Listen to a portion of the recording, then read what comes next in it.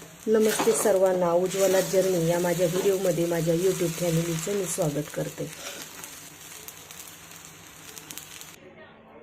उद्या आषाढी एकादशी म्हणून रात्रीच मी साबुदाणे भिजायला घातलेले आहेत। पहा 15 मिनिटं झालेत मी भिजत घातलेले आहेत, त्याच्यामुळे त्याचं पाणीसुद्धा लगेच याच्यात साबुदाणे भिजायला लागलेले आहेत। आणि मी साबुदाणे निवडून चाळून घेतले आणि त्याच्यानंतर 2 ते 3 पाण्याने धुवून घेतले। त्याच्यानंतर मग पाणी याच्यामध्ये वरती असं एक बोट राहील असं पाणी ठेवलेलं होतं।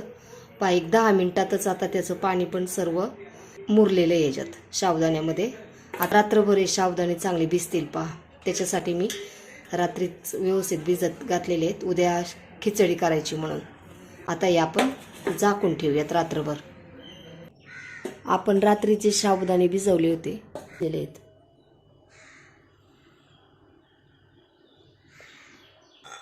खिचडी बनवायची तर त्याची पूर्वतयारी मी अशी करून घेतलेली आहे। हिरवी मिरची मी खलबत्त्यामध्ये ओबडधोबड अशी करून घेतलेली आहे आणि एका बटाट्याची साल काढून याचे असे तुकडे करून 2 पाण्याने धुवून आणि त्याच्यात पुन्हा चांगलं पाणी ठेवलेलं आहे। आता आपण खिचडी बनवून घेऊयात। हे पहा कढईमध्ये अगोदर मी तूप टाकून घेतलेलं आहे। आपण हे बटाटा पाण्यामध्ये ठेवलेला आहे, याच्यातून पाणी काढून घ्यायचं आणि याच्यामध्ये टाकून आपण अगोदर परतून घेऊया।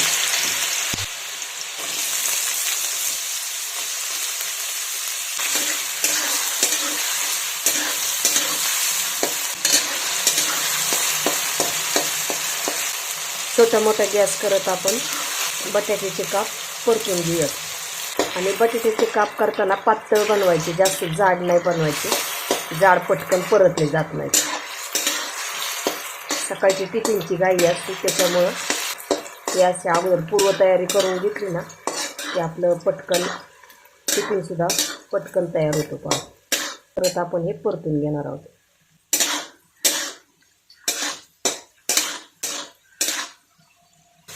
हे पहा बटाटा असा कडक झाला ना की परतला म्हणून समजायचं। हे पहा छान असा मऊ परतलेला आहे। याच्यामध्ये आपण मीठ टाकून घेणार आहोत।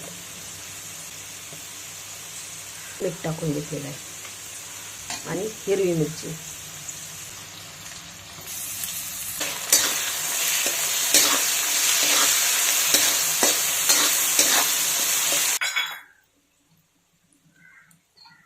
हिरवी मिरची चांगली परतून झाली की याच्यामध्ये आपण साबुदाणे घालून घेणार आहोत।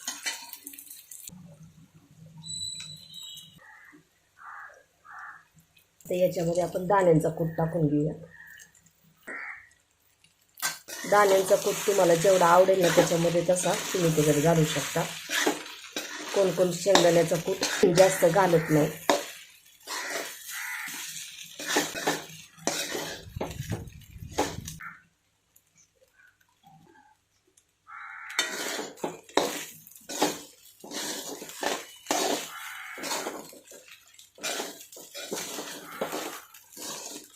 याच्यामध्ये आपण साबुदाणा आणि दाण्याचा कूट टाकला ना की त्याच्यानंतर खिचडी मस्त अशी परतून घ्यायची बराच वेळ, नाहीतर मग काय होतं जास्त परतली गेली नाही तर मग ती पिठाळ लागते। त्याच्यासाठी साबुदाणा छान असा परतून घ्यायचा। हे सर्व व्यवस्थित परतलं ना खिचडी छान मऊ पण होते। मग आता हे आपण परतून घेऊयात।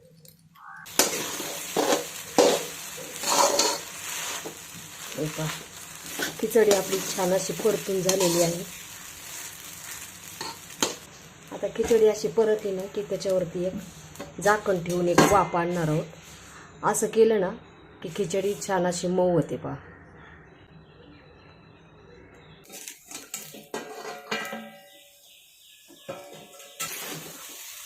खिचडीला अशी वाफ दिली ना साबुदाणे खूप छान असे फुलतात। पहा त्याच्यासाठी ही प्रोसेस आवर्जून करायची।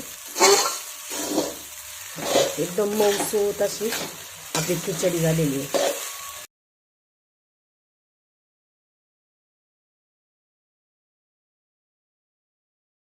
तुम्हाला हा माझा व्हिडिओ कसा वाटला? व्हिडिओ आवडला असेल तर लाईक, शेअर आणि सबस्क्राईब करायला विसरू नका। धन्यवाद।